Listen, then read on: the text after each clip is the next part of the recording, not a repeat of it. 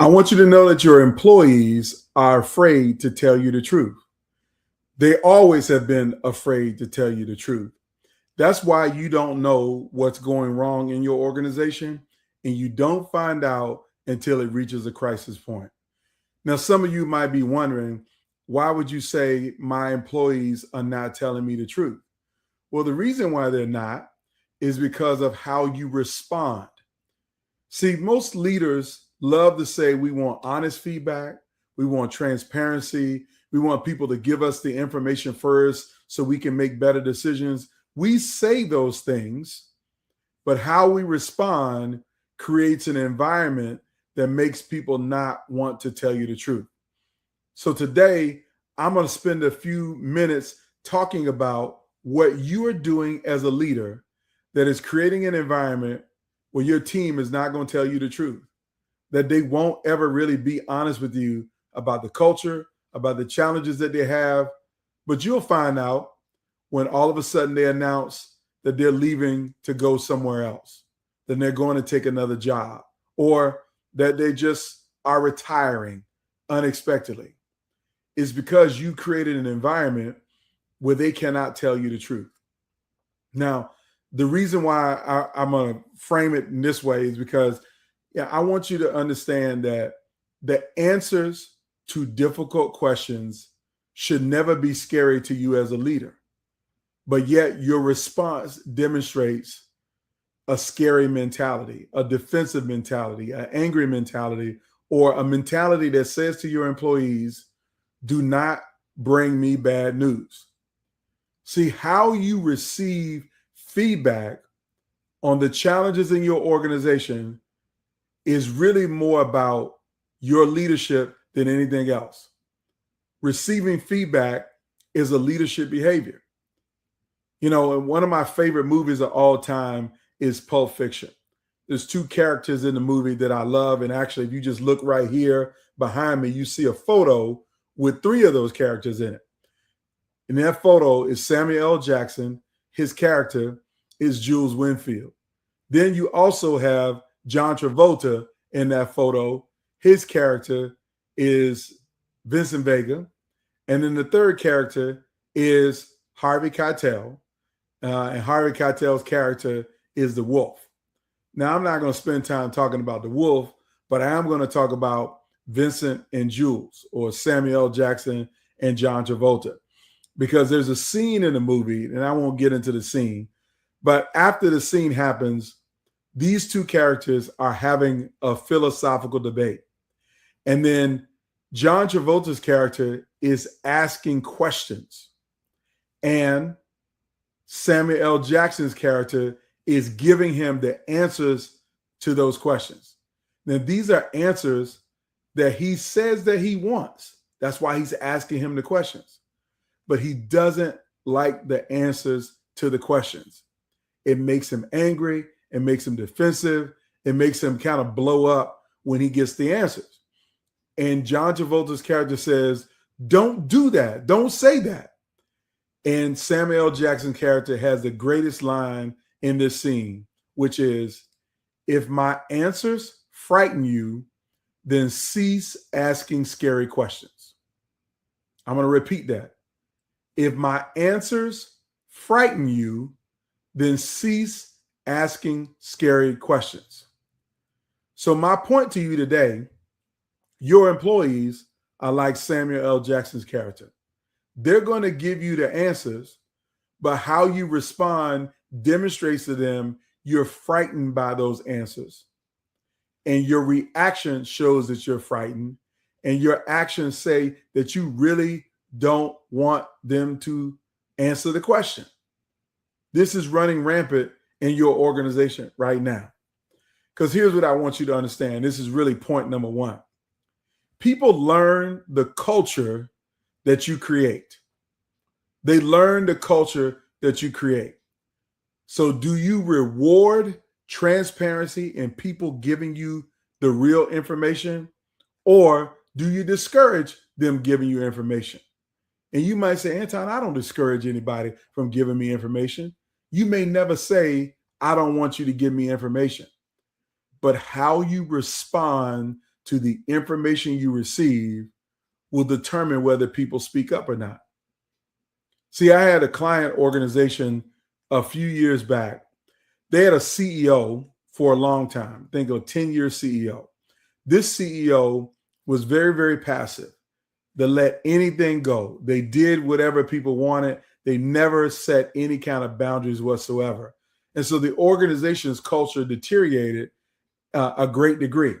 And then this leader finally leaves, and then they go through a search for a new CEO. Well, the new CEO literally gets the job and believes that they have to be the complete opposite of the previous CEO. So what does that mean? They ran things with a strong hand, a strong iron fist. And they created the opposite culture where the previous CEO, everything goes. But in this environment, nothing goes. And why did anything goes? Because everybody was afraid if I asked for something, if I said anything, if I pointed out any challenge, the new CEO was going to have a negative reaction to it. And so by extension, the organization's culture evolved from one where everybody said everything because the previous CEO let anything go, to a culture where nobody was saying anything. Actually, I came into the organization at this point. I was doing confidential one-on-one interviews with employees, and they were afraid to talk to me for that it would get back to the CEO that they said something negative. This organization had an incredibly high turnover rate, 53% turnover rate, because people said, I would rather go work somewhere else than to give people feedback or bad news. And it was because of the leadership behaviors. It was so bad that you could not predict whether this leader was going to blow up or not as something that you said in a meeting. I witnessed it one time that I was given a briefing over what I learned about what the culture looked like in the organization. And immediately the CEO turned to the chief HR officer to blame them for the culture problem without really any evidence, because the leaders who I uncovered were the problems had nothing to do with human capital, but immediately there was a blame culture there. And the reaction was so negative. And I heard that the unpredictability around this CEO blowing up was what made the culture hard. So that brings me to my second point. A lot of people think you should be a gotcha CEO. I'm telling you right now, predictability is an underrated leadership competency. That people need to know what to expect from you as a leader. They need to know what to expect when they come into a staff meeting. They need to know what to expect. They're going to be evaluated on. They should know everything about how you're going to show up and treat people as a leader. They should know that. But a lot of times they don't know that because you're unpredictable. You do something on Monday and something else on Tuesday. And Wednesday's completely different than Thursday, and Friday's completely different than the other days of the week. You're unpredictable. Now, let me give you an example of predictability. Okay. My team knows that we're going to have a staff meeting every Tuesday at 10 a.m., like clockwork. Whether all of us are there or only one of us is there, the time is set for it. It's predictable. They also know predictably that when we are dealing with a problem, I'm going to state my perspective about it, and then I'm going to ask them their opinion, and we won't move forward until I hear from everybody. because I believe it's important to have inclusive feedback from the team. So if you don't have anything to say, then say, I don't have any feedback. But the option is not to sit there. I mean, there's no option to sit there and be silent. So I'm predictable in terms of how I seek feedback and insight and the time and place to deliver that feedback. It's not about an open door policy. So many people say they have an open door policy, but the way they treat their teams, nobody would dare go to that open door for any reason whatsoever. So I'm trying to avoid you from having this kind of ethos as an executive by giving you the understanding that predictability is an underrated leadership competency. Some people would say it's probably the most important one. Is, are you consistent as a leader? And what does consistency look like for you? That's the second point, is predictability is an unrelated leadership competency. Now, here's the third point. When you get defensive about the things that people are saying, when you get defensive around what your team is bringing to you, when you always make excuses or point out the fallacy in their question, if you always got pushback to whatever they say, you know what you're doing? You're teaching people to edit.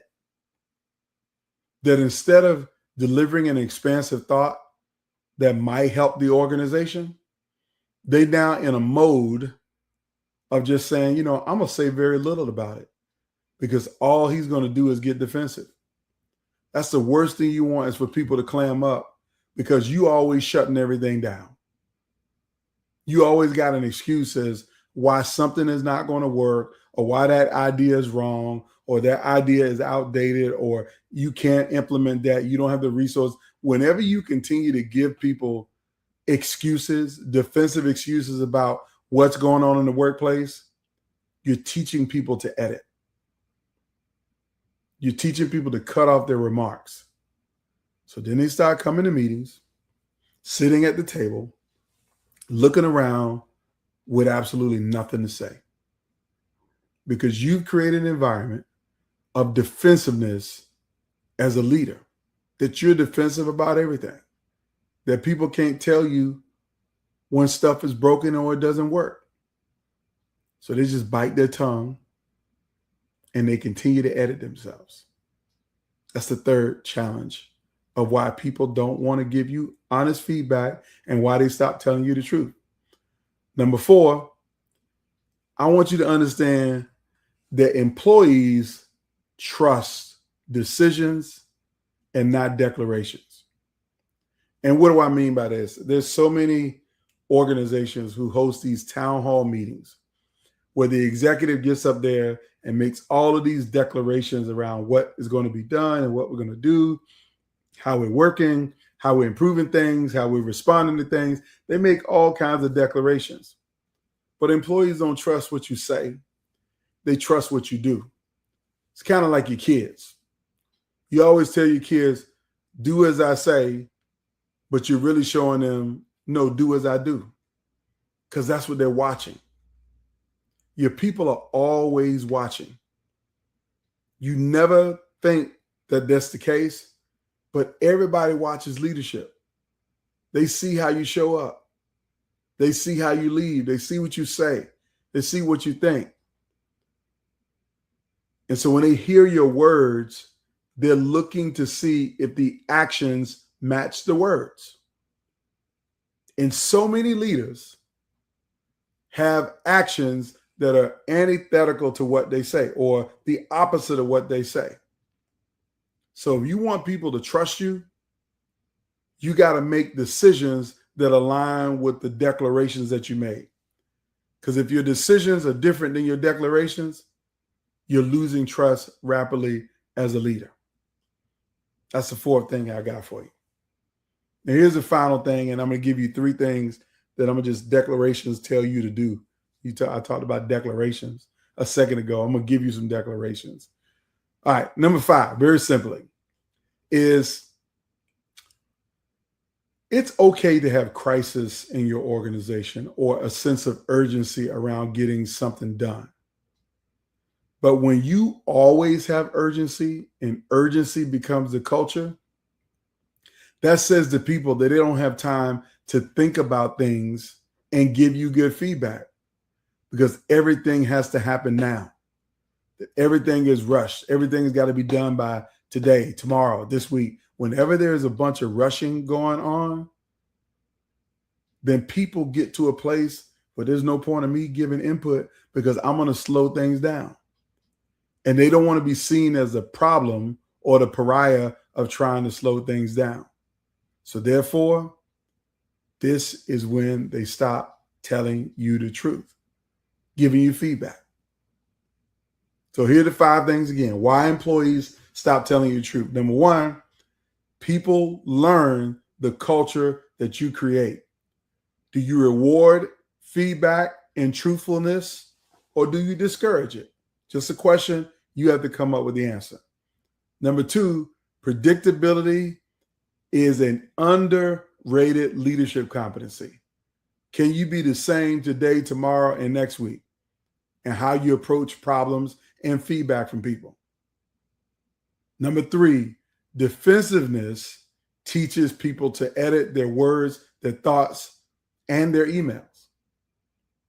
Number 4, employees trust your decisions, not just your declarations, not just what you say. And number 5, when urgency becomes the culture in your organization, people will stop talking to you. They'll stop telling you the truth. So here's 3 simple things that I need you to do, and I'm going to be done with today. Is number 1, be predictable. When I say predictable, let me give you an example of being unpredictable but predictable at the same time. When I was a hospital executive, I used to have my team meeting on Monday morning. And my team knew that every Monday morning, we would meet together as a team for 90 minutes. The meeting was always going to be 90 minutes. And the first 30 minutes was unrelated to work and business. It was all about the team.